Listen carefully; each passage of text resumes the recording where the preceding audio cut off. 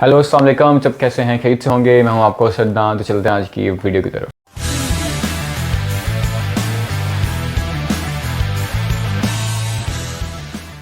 हाँ जी, सब कैसे हैं? ठीक है। आज हैं हिसाब किताब लें सारे, अब ठीक है। जो किताबें निकालनी, जो पुराने एक्सपेरिमेंट्स निकालने हैं, जो कि मिरकल्स दुआएं वगैरह सब कुछ मिला के हम जिस सिचुएशन में हम हमेशा पहुंचते हैं, हर टूर्नामेंट में पहुंचते हैं, हम अपनी रवायत को चेंज नहीं करते। ठीक है, इंडिया से हारना तो इंडिया से ही दोबारा आ रहे हैं।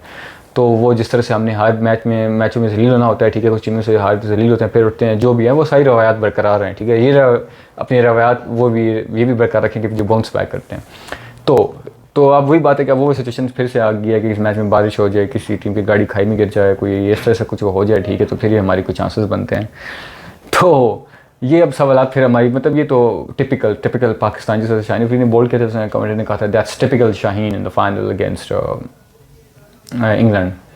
तो ये हमारा टिपिकल पाकिस्तान भी यही है, वो इस तरीके आते हैं। खैर, लेट्स टॉक अबाउट इट। बात करते हैं कि can Pakistan still qualify for the semifinals? Yes, they can.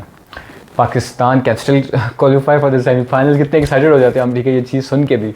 तो खैर, पहली बात ये, पाकिस्तान के 4 मैचेस रह गए हैं, साउथ अफ्रीका, न्यूजीलैंड, इंग्लैंड और बांग्लादेश।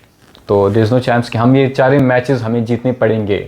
जो कि अगर आप टीमें देखें तो वो साउथ अफ्रीका, न्यूजीलैंड अगर आप देखें जिससे वो परफॉर्मेंसेस दे रही हैं, they are looking quite dangerous. ठीक है, इंग्लैंड को पता नहीं हमारे ऊपर आके बाउंस बैक कर जाए, वो अपना कम बैक कर जाए।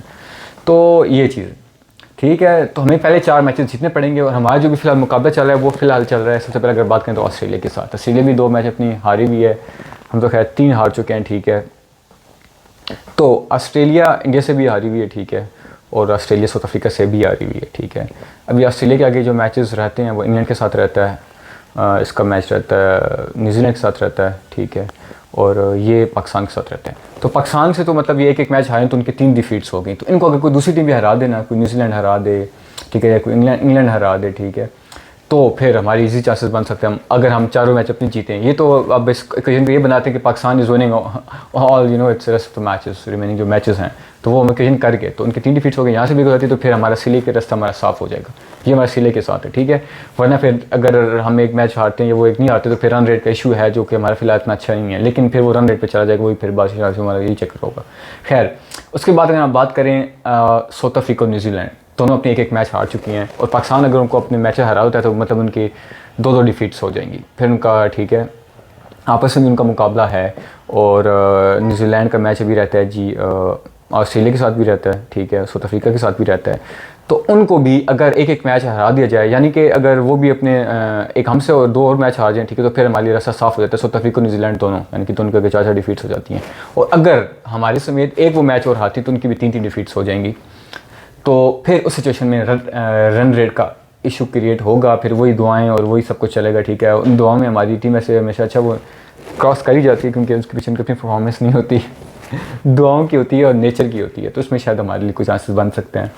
तो कहने का मकसद ये है कि सबसे पहले हमारा कंपटीशन ऑस्ट्रेलिया के साथ, इंग्लैंड को दुआ करें तो हम हराना ही पड़ेगा, वो तो एक है ही कौन सी चीज़, वो फिर तो बाहर होंगे। फिर उसके बाद साउथ अफ्रीका और न्यूजीलैंड, जो कि बहुत फिलहाल दिया, लेकिन कोई डेंजरस एट द मोमेंट, तो उनमें से तो तब हमारे चांसेस बनते हैं। तो हमारा मुकाबला फिलहाल है जो, ठीक है, जिस तरह हम अभी समझ रहे हैं, जैसे हमें पता नहीं क्या किया वो कुछ भी नहीं है, बस हम वो एक्साइटेड, ठीक है, ओवर एक्साइटेड हो, ओवर इंथुसियास्टिक ऑप्टिमिस्टिक हो जाते हैं हम, ठीक है, कि हमारे लिए चांसेस हैं। तो वो हमें जूम करके अगर वो इक्वेशंस देखी जाए तो इस तरह से हमारे चांसेस बन सकते हैं। हमारा मुकाबला है ऑस्ट्रेलिया, साउथ अफ्रीका और न्यूजीलैंड के साथ। इन तीनों को हमें, इन तीनों में से किसी एक टीम को हम अगर बीट कर दें, ठीक है, कीपिंग इन माइंड कि हम अपने सारे मैचेस जीतें, तो फिर हमारे मतलब इंग्लैंड फिर वैसे ही आउट हो जाएगा, तो फिर हमारे चांसेस बन सकते हैं।